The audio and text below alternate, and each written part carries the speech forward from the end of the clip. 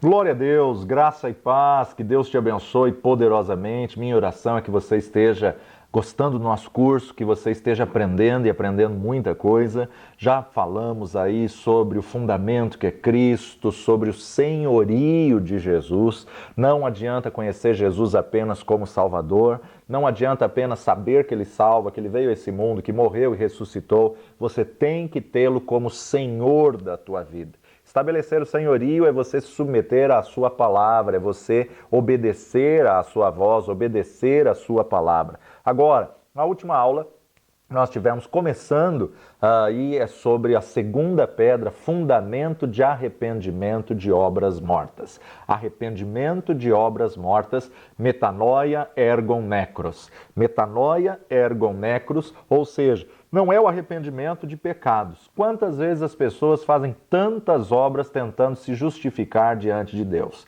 Quantas vezes as pessoas se dedicam na obra do Senhor porque cometeram muitos pecados, então agora ele tem que fazer alguma coisa para compensar. Tudo isso que se faz com o pensamento e a motivação de compensação ou com o pensamento e a motivação de perdão de pecados, isso não passa de obra morta. Isso, na verdade, vai ser queimado pelo fogo, porque a salvação é pela graça. E é isso justamente que nós vamos trabalhar agora na segunda pedra, arrependimento de obras mortas, fundamento de ergon necros, ou seja, metanoia ergon necros, nós vamos entender que é pela graça. Paulo vai nos dar essa tremenda revelação quando ele escreve para os irmãos de Éfeso, na sua carta aos Efésios, capítulo 2, versículo 8. Paulo nos diz: porque pela graça sois salvos, pela graça sois salvos, por meio da fé. E isso não vem de vós, é dom de Deus.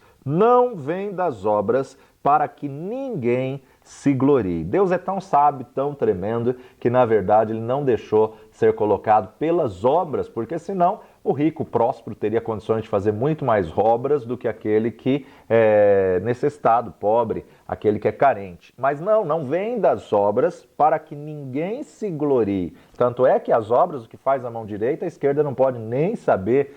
Uma revelação dizendo que o fato de não ser das obras não significa que não tenhamos que ter obra. Porque somos salvos, temos que ter obras, mas obras de fé em Cristo Jesus. Vamos lá para Gálatas capítulo 3, carta de Paulo a Gálatas, capítulo 3, verso 10 a 14, nos diz assim: todos aqueles, pois, que são das obras da lei, estão debaixo da maldição, porque está escrito: maldito todo aquele que não permanecer em todas as coisas que estão escritas no livro da lei para fazê-las. E é evidente que pela lei ninguém será justificado diante de Deus, porque o justo viverá da fé. Ora, a lei não é da fé, mas o homem que fizer estas coisas, por elas viverá. Cristo nos resgatou da maldição da lei, fazendo-se maldição por nós, porque está escrito: maldito todo aquele que for pendurado no madeiro, para que a bênção de Abraão chegasse aos gentios por Jesus Cristo e para que pela fé nós recebamos a promessa do Espírito. Para que recebamos a promessa do Espírito. Como Paulo mesmo disse aos irmãos de Éfeso: pela graça sois salvos por meio da fé. Isso não vem de vós, isso não vem das obras, para que ninguém se glorie. Agora Paulo está escrevendo aos irmãos de Gálatas, ele está dizendo: todos aqueles, pois, que são das obras da lei, estão debaixo de maldição. É evidente que pela lei ninguém será justificado diante de Deus, porque o justo viverá pela fé. E o que é a fé? A fé é o firme fundamento das coisas que se esperam e a prova das coisas que não se veem. Então, a importância de nós termos aí esse firme fundamento, a importância de nós estarmos firmados no Senhor através da fé em Cristo Jesus. Vamos voltar um pouquinho atrás, um capítulo apenas, Gálatas capítulo 2, do versículo 11 até 21, nos diz assim: e chegando Pedro a Antioquia, lhe resisti na cara, porque era repreensível. Porque antes que alguns tivessem chegado da parte de Tiago, Pedro comia com os gentios, mas depois que chegaram, se foi retirando e se apartou deles, temendo os que eram da circuncisão. E os outros judeus também dissimulavam com ele, de maneira que até Barnabé se deixou levar pela sua dissimulação. Mas, quando vi que não andavam bem e direitamente, conforme a verdade do Evangelho, disse a Pedro na presença de todos: Se tu, sendo judeu, vives como os gentios e não como judeu, por que obriga os gentios a viverem como judeus? Nós somos judeus por natureza e não pecadores dentre os gentios, sabendo que o homem não é justificado pelas obras da lei, mas pela fé em Jesus Cristo. Temos também crido em Jesus Cristo para sermos justificados pela fé de Cristo e não pelas obras da lei, porquanto pelas obras da lei nenhuma carne será justificada. Pois, se nós procuramos ser justificados em Cristo, nós mesmos também somos achados pecadores. É porventura Cristo ministro do pecado? De maneira nenhuma, porque se torno a edificar aquilo que destruí, constituo-me a mim mesmo transgressor, porque eu, pela lei, estou morto para a lei, para viver para Deus. Já estou crucificado com Cristo e vivo não mais eu, mas Cristo vive em mim, e a vida que agora vivo na carne, vivo-a na fé do Filho de Deus, o qual me amou e se entregou a si mesmo por mim. Não aniquilo a graça de Deus, porque se a justiça provém da lei, segue-se que Cristo morreu debalde. Então nós observamos aqui, se a justiça vem da lei, Cristo morreu em vão? De maneira nenhuma. Então Paulo, ele confrontou, ele resistiu Pedro na cara, na presença de todas as pessoas, porque enquanto os judeus não estavam presentes, ele vivia com os gentios, comia com os gentios, se alegrava com os gentios, e a partir do momento em que os judeus chegaram, Pedro se fez legalista, e Paulo não aceitou essa situação, essa atitude, e houve ali uma discussão para que ele pudesse, uma confrontação, para que ele pudesse então alinhar essa situação. Agora em Gálatas capítulo 3, 21, Paulo ainda vai nos dizer: logo, a lei é contra as promessas de Deus? De nenhuma sorte, porque se dada fosse uma lei que pudesse vivificar, a justiça na verdade teria sido pela lei. Então a importância de nós entendermos que a lei não é contra as promessas de Deus, mas pela lei ninguém se salva. Pela lei, a lei só serve para mostrar que somos pecadores, somos falhos, que não correspondemos com o que Deus estabeleceu. Então ela aponta que necessitamos de um mediador, ela aponta que necessitamos de um salvador. A lei aponta justamente que precisamos de Cristo Jesus, o nosso Senhor. Romanos capítulo 7, verso 10 nos diz: e o mandamento que era para a vida, achei eu que era para a morte. Achei eu que era para a morte. Romanos capítulo 8, versículos 3 e 4.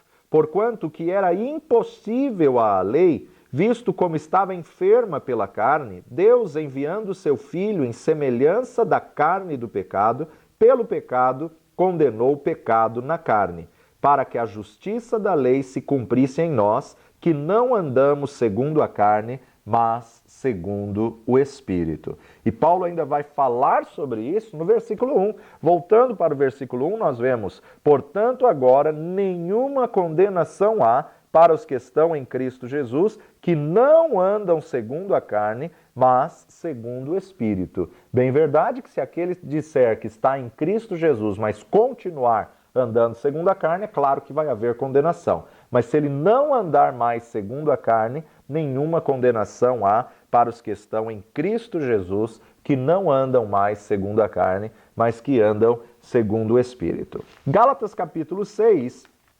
versículos 12 a 15, nos diz: todos os que querem mostrar boa aparência na carne, esses os obrigam a circuncidar-vos, somente para não serem perseguidos por causa da cruz de Cristo. Porque nem ainda esses mesmos que se circuncidam guardam a lei, mas querem que vós circuncideis para se gloriarem na vossa carne.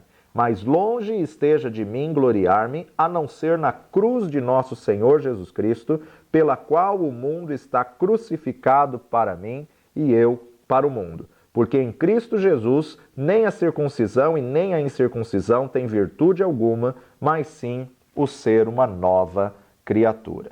Então nós vemos aqui Paulo definindo justamente na prática o que são as obras de fé.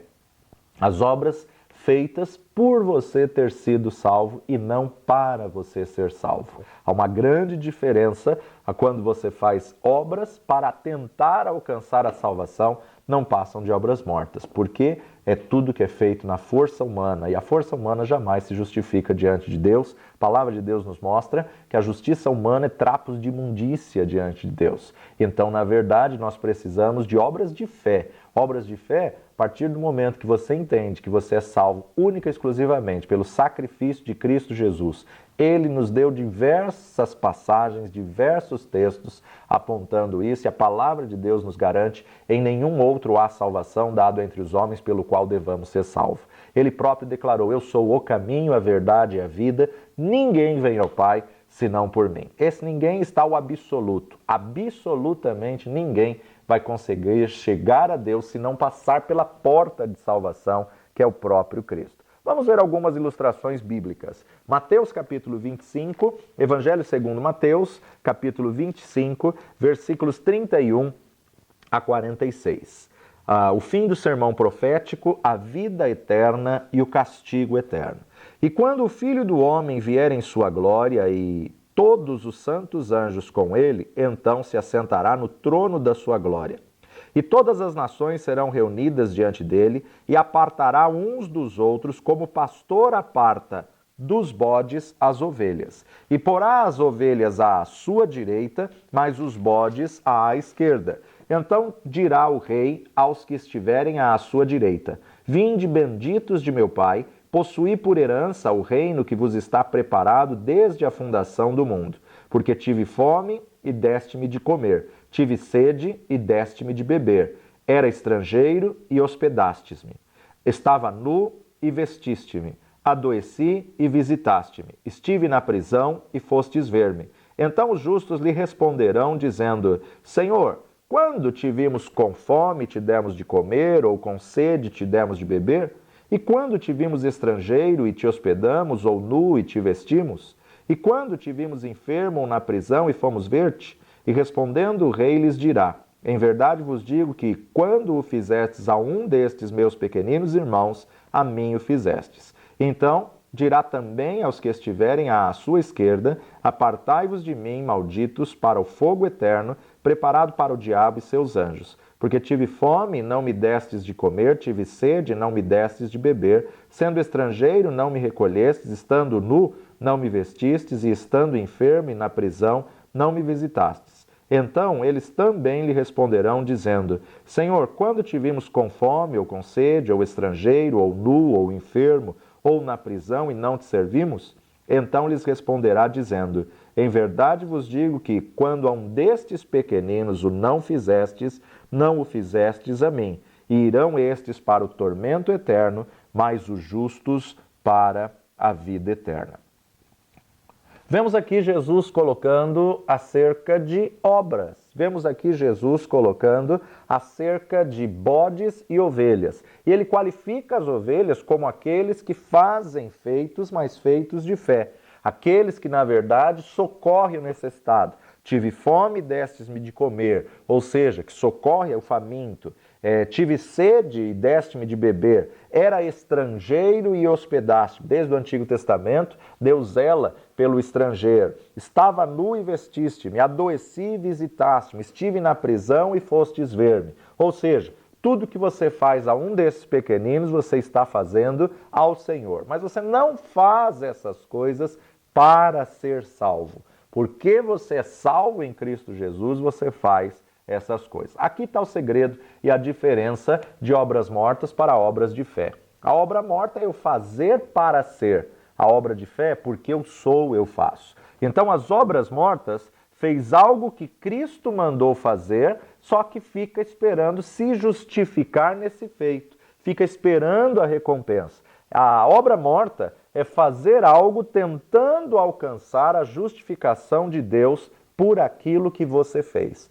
Nada que você fizer vai justamente te justificar diante de Deus. Mas as obras de fé são aquelas que faz porque somos salvos por Cristo Jesus e nada melhor do que amar ao próximo do que como a nós mesmos. Porque eles estão com fome, como Cristo faria, eu também faço, eu os alimento. Porque eles estão com sede, como Cristo faria, eu também o faço, dá-lhe água. Porque ele é estrangeiro, como Cristo faria, eu também o faço, o hospedo. Então as obras de fé é ser a imagem e semelhança de Cristo Jesus. Uma outra ilustração a gente encontra em Mateus capítulo 19, Mateus 19, 16, vai falar sobre o jovem rico. E eis que, aproximando-se dele um jovem, disse-lhe: Bom mestre, que bem farei para conseguir a vida eterna? E ele disse-lhe: Por que me chamas bom? Não há bom senão um só, que é Deus. Se queres, porém, entrar na vida, guarda os mandamentos. Disse-lhe ele: Quais? E Jesus disse: Não matarás, não cometerás adultério, não furtarás, não dirás falso testemunho, honra teu pai e tua mãe, e amarás o teu próximo como a ti mesmo. Disse-lhe o jovem: Tudo isso tenho guardado desde a minha mocidade, que me falta ainda? Disse-lhe Jesus: Se queres ser perfeito, vai, vende tudo o que tens, dá aos pobres e terás um tesouro no céu, e vem e segue-me. E o jovem, ouvindo esta palavra, retirou-se triste, porque possuía muitas propriedades. Disse então Jesus aos seus discípulos: Em verdade vos digo que é difícil entrar um rico no reino dos céus. E outra vez vos digo que é mais fácil passar um camelo pelo fundo de uma agulha do que entrar um rico no reino de Deus. Os seus discípulos, ouvindo isso, admiraram-se muito, dizendo: Quem poderá, pois, salvar-se? E Jesus, olhando para eles, disse-lhes: Aos homens é isso impossível, mas a Deus tudo é possível. Então Pedro, tomando a palavra, disse-lhe: Eis que nós deixamos tudo e te seguimos, que receberemos? E Jesus disse-lhes: Em verdade vos digo que vós, que me seguistes, quando, na regeneração, o Filho do Homem se assentar no trono da sua glória, também vos assentareis sobre 12 tronos para julgar as 12 tribos de Israel. E sobre aquele que tiver deixado casas, ou irmãos, ou irmãs, ou pai, ou mãe, ou mulher, ou filhos, ou terras, por amor do meu nome, receberá 100 vezes tanto e herdará a vida eterna. Porém, muitos primeiros serão derradeiros e muitos derradeiros serão os primeiros. Jesus nunca está aqui nesse texto falando contra a prosperidade. Jesus não está sendo contra aquele que é rico, muito pelo contrário. Nós observamos que o que Jesus está querendo mostrar é aquele que coloca o coração na riqueza. Esse jovem chega para Jesus e pergunta a Jesus: o que eu devo fazer para conseguir a vida eterna? E Jesus então começa a ensinar dizendo: cumpre os mandamentos. E ele fala: não, esses daí eu já tenho cumprido. Então, tira o teu coração da onde está o teu tesouro. Vai, vende tudo que tem e dá aos pobres e terás um tesouro no céu. Então, nós observamos aqui que ele tinha esses tesouros no céu como algo que lhe custava, algo que lhe valia muito, algo que era como uma recompensa. Vende tudo o que tens, ou seja, se eu obedecer, eu receberei em torno de 100 vezes mais aquilo que eu investi no Espírito, aquilo que eu investi no reino. E por outro lado, a obra de fé ela é comparada à confiança absoluta e irrestrita em Deus e não nas coisas da terra.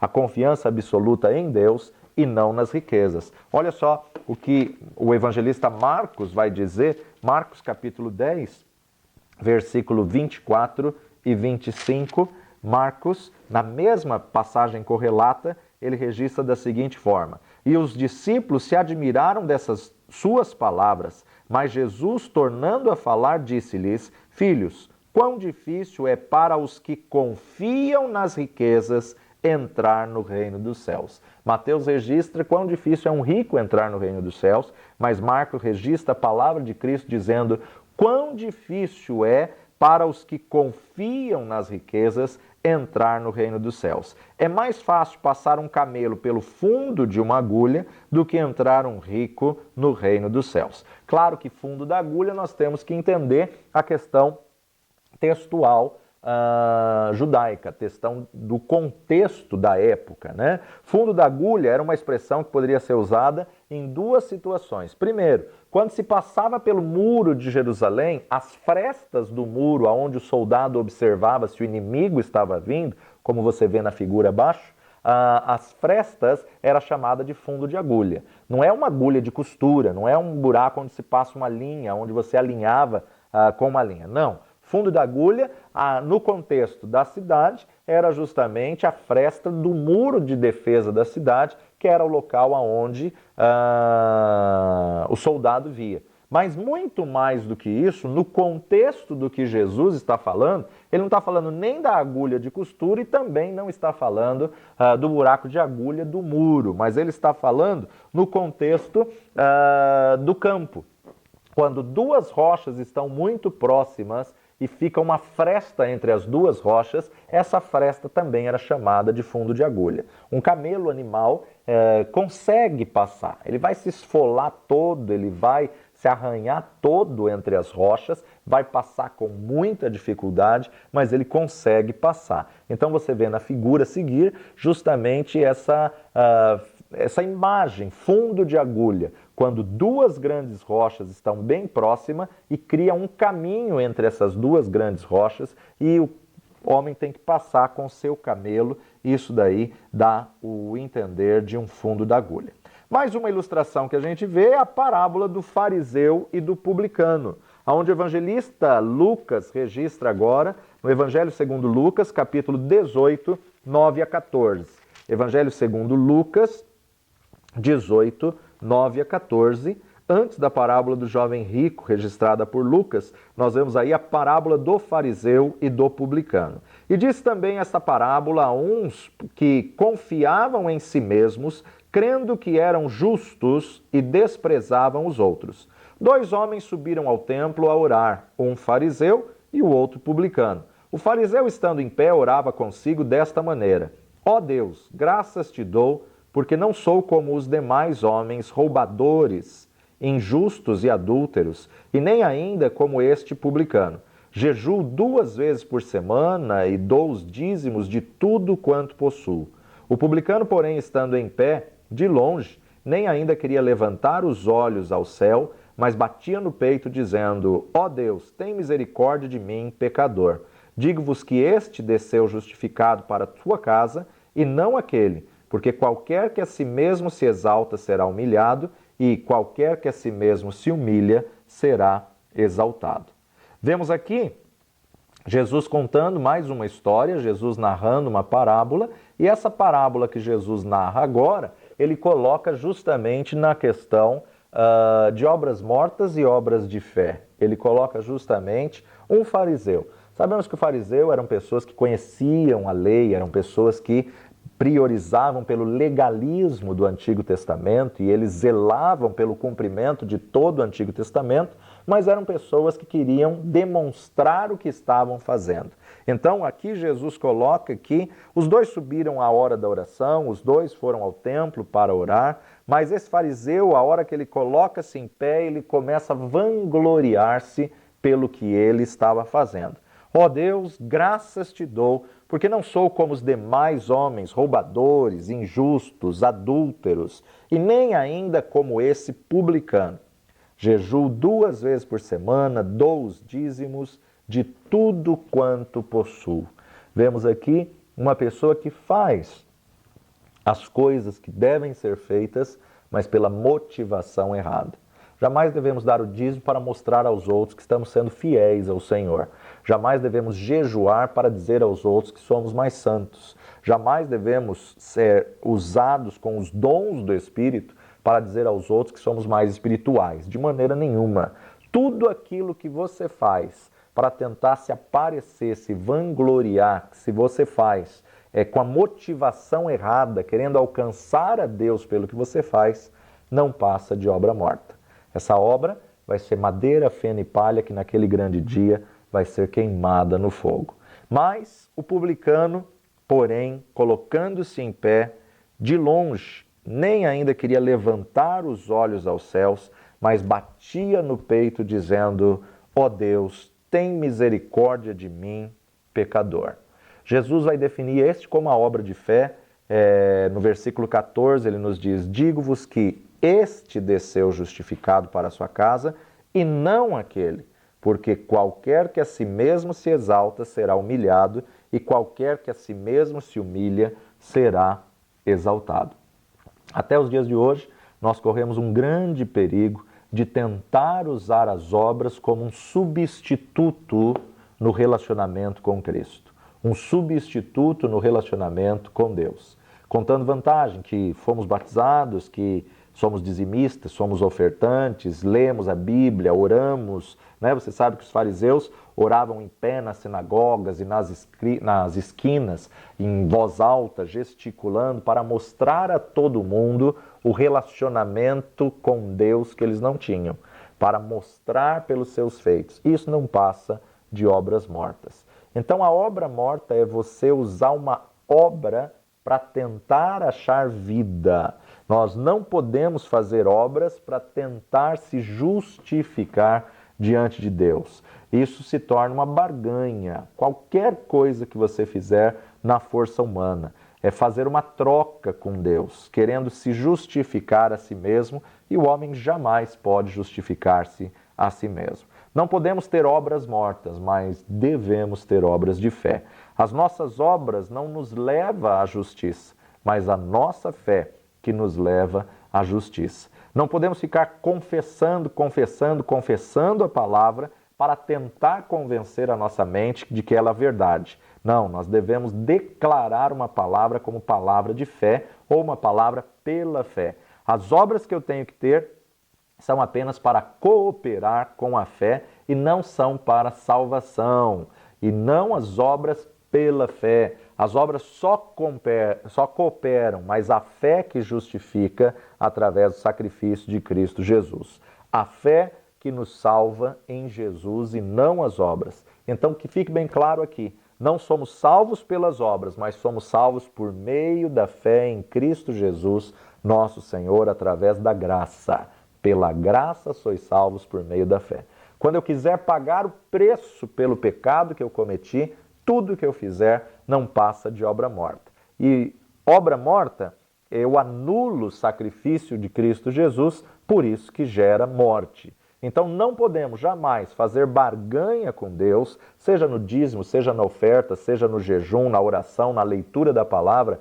Qualquer coisa que fizermos em Cristo pode ter a conotação de obras mortas. Mas qualquer coisa que fizermos em fé, vai haver uma recompensa. A importância de nós entendermos que toda a nossa obra vai ser qualificada em ouro, prata, pedras preciosas, madeira, feno e palha. Toda ela vai passar pelo fogo. Mas quando o ouro, a prata e as pedras preciosas passam pelo fogo, eles são apenas depurados para ter um maior valor. Mas quando a madeira, o feno, aquela palha que se joga ali para os cavalos, a feno e palha, na verdade, quando passa pelo fogo, se dissipa, se esvai, se acaba. Então, nós não podemos, de maneira nenhuma, nos justificar pelas obras que estamos fazendo. Porque quando você tem essa mentalidade, esse pensamento ou essa atitude, isso se torna obras mortas. Romanos capítulo 11, para terminarmos essa nossa aula, Romanos capítulo 11, versículos 6 a 8. Mas, se é por graça, já não é pelas obras. De outra maneira, a graça já não é graça. Pois que o que Israel buscava não o alcançou, mas os eleitos o alcançaram, e os outros foram endurecidos. Como está escrito, Deus lhes deu o espírito de profundo sono, olhos para não verem e ouvidos para não ouvirem, até ao dia de hoje.